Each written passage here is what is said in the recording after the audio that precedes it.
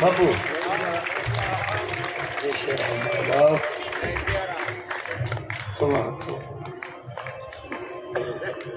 બાપુ ઉપર પધારશે.